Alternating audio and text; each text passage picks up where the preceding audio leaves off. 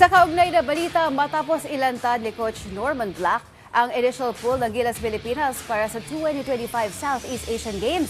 Ano kaya ang say dito ni Coach Tim Cone bilang mentor din ng national team? Alamin natin sa report ni teammate Jamaica Bayaka. 8 manlalaro na ang kumpirmadong kasama sa initial lineup ng Gilas Pilipinas para sa 2025 SEA Games sa Thailand sa Disyembre.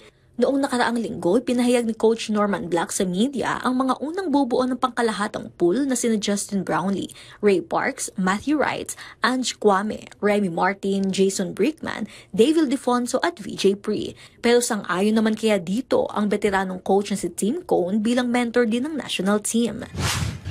Norman doesn't need advice. He knows what he's doing. That's why we let him do this particular thing, because we trust that he knows what he's doing, and I'm completely trying to step away from it, let him run his program, let him run his thing.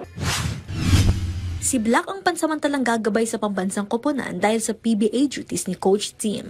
Ayon pa sa 67-year-old coach, buo ang tiwala nito kay Black kung kaya't hahayaan niya itong pangunahan ang koponan.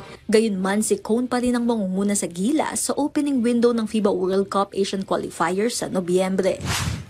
I'm not his boss or his assistant or his consultant. I have nothing to do with it at this point. So I think that he's going to pick a really good team and he's going to coach it great.